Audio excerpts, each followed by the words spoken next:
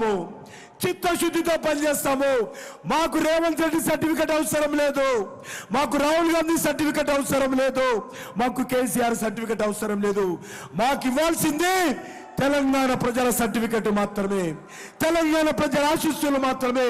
తెలంగాణ ప్రజల కోసం పోటీ చేస్తాము.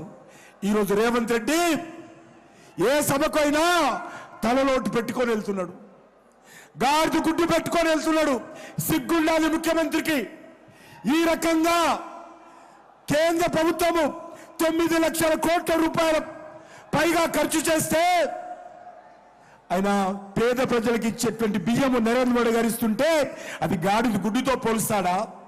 రైతులకు ఈరోజు సంవత్సరానికి 3 సార్లు బ్యాంక్ అకౌంట్లో మోడీ పైసలు వేస్తే వాటిని గాడిద గుడ్డుతో పోలుస్తాడా? ఈరోజు రైతులకు ఎకరానికి 20,000 రూపాయల ఎరువుల సబ్సిడీ ఇస్తే ఈ ముఖ్యమంత్రి రైతులకు ఇస్తున్న సబ్సిడీని గాడిద గుడ్డుతో పోలుస్తాడా? 1,20,000 కోట్ల రూపాయలతో తెలంగాణలో జాతీయ రహదారి నిర్మాణం చేస్తే గాడిద గుడ్డుతో పోలుస్తాడా? అది యూరియా పరిశ్రమ కావచ్చు, రైల్వే మ్యానుఫ్యాక్చరింగ్ యూనిట్ కావచ్చు, లేక ట్రిపుల్ ఆర్ రింగ్ రోడ్ కావచ్చు, సమ్మక్క సారక్క సెంట్రల్ యూనివర్సిటీ కావచ్చు,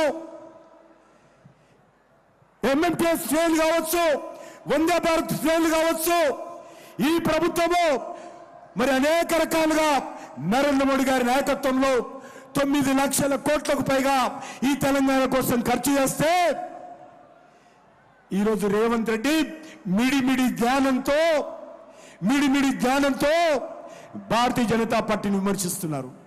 అందుకే తెలంగాణ ప్రజలారా ఆలోచించండి. ఈరోజు కాంగ్రెస్ పార్టీ ఈ తెలంగాణను సర్వనాశనం చేస్తుంది, అవినీతికి పాల్పడతా ఉంది. అంతేకాదు ఇక బీఆర్ఎస్ పార్టీ కుటుంబ పాలనతో తెలంగాణను పూర్తిగా దోచుకున్నది. అందుకే ఈరోజు తెలంగాణను రక్షించేది, తెలంగాణకు భవిష్యత్తు ఇచ్చేది, తెలంగాణను ఆదుకునేది, తెలంగాణకు అండగా ఉండేది భారతీయ జనతా పార్టీ మాత్రమే, నరేంద్ర మోడీ గారు మాత్రమే. అందుకే తెలంగాణ విద్యావంతులు, మేధావులు, కవులు, కళాకారులు, మహిళలు, యువకులు రండి, భారతీయ జనతా పార్టీని ఆశీర్వదించండి, నరేంద్ర మోడీ గారిని ఆశీర్వదించాలని కోరుకుంటూ మరొకసారి మనమందరం కూడా